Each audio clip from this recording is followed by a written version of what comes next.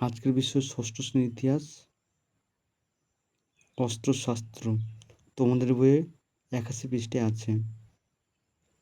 প্রাচীন ভারতের শাসন পরিচালনার বিষয়ে বেশ কিছু বই লেখা হয়। রাজ্য শাসন কেমন হওয়া উচিত তা নিয়ে আলোচনা থাকতো ওই বইগুলিতে। তেমনি একটি বই কৌটিল্য অস্ত্রশস্ত্র। এই লেখক কৌটিল্য। ওনাকে কৌটিল্য ও চাণক্যকে একই ব্যক্তি মনে করেন, কিন্তু পরবর্তী সময়ে অনেক ঐতিহাসিকরা মনে করেন যে কৌটিল্য ও চাণক্য আলাদা ব্যক্তি। ঠিক কবে অস্ত্রশস্ত্র লেখা হয় তা বলা মুশকিল। খ্রিস্টপূর্ব 3য় শতক নাগাদ এ বইয়ের কিছু অংশ লেখা হয়েছিল, তবে খ্রিস্টীয় 1ম বা 2য় শতক নাগাদ অস্ত্রশস্ত্র লেখার কাজ সম্পূর্ণ হয়েছিল। সে চেহারায় আজকের বইটি দেখা যায়, তাই একা কৌটিল্য এ বইটি বোধহয় লেখেননি, তবে এর মূল বিষয়গুলো তার লেখা বলেই তার নামে বইটি পরিচিত। বইয়ের নামটি থেকে মনে হতে পারে যে বইটি বোধহয় শুধু টাকা কড়ি নিয়ে লেখা, আসলে কিন্তু তা নয়। অস্ত্রশস্ত্রের মতে রাষ্ট্রীয় শাসনকার্যের প্রধান হলেন রাজা, তার কথাই শেষ কথা। এমনকি দরকারে রাজাকে চাতুরিও করতে হতে পারে। রাজকার্যের সমস্ত বিষয়ে খুঁটিনাটি আলোচনা রয়েছে অস্ত্রশাস্ত্রে।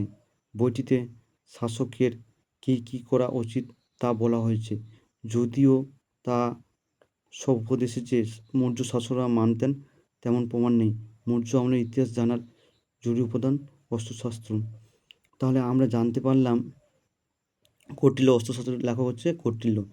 এ বইটি তিনি কবে লেখা শুরু করেন? খ্রিস্টপূর্ব 3য় শতক নাগাদ এর বইয়ের কিছু অংশ লেখা হয়েছিল, তবে এই বই লেখা সম্পূর্ণ কবে শেষ হয়?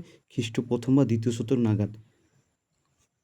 তাই বলা যায় যে কৌটিল্য এই বইটি একা লেখেননি, অনেক লেখক এই বইটি লিখেছিলেন। দেখো আমরা এই বই থেকে পড়ে আমরা কী জানতে পারি? রাষ্ট্র শাসন কার্য প্রধান রাজা, তার কথাই শেষ কথা। এমনকি রাজা কী করতে হতো? চাতুরি করতে হতো। তারপর এখানে কী আছে? রাজকার্যে মানে রাজা কীভাবে শাসন চালাবে সে সমস্ত অস্ত্রশস্ত্রে বইটি লেখা আছে। তার বইটিতে আছে শাসকরা কী করা উচিত তাও লেখা হচ্ছে, যদিও তারা সব উপদেশ যে মৌর্য শাসকরা মানতেন তেমন নেই। মৌর্য আমলে তাহলে ইতিহাস জানার গুরুত্ব হচ্ছে কৌটিল্যের অস্ত্রশস্ত্র। তাহলে এটা আমরা এটুকু জানলাম। এটা লেখা শুরু হয় এই বইটি খ্রিস্টপূর্ব 3য় শতক নাগাদ এবং শেষ হয় খ্রিস্ট 1ম বা 2য় শতক নাগাদ।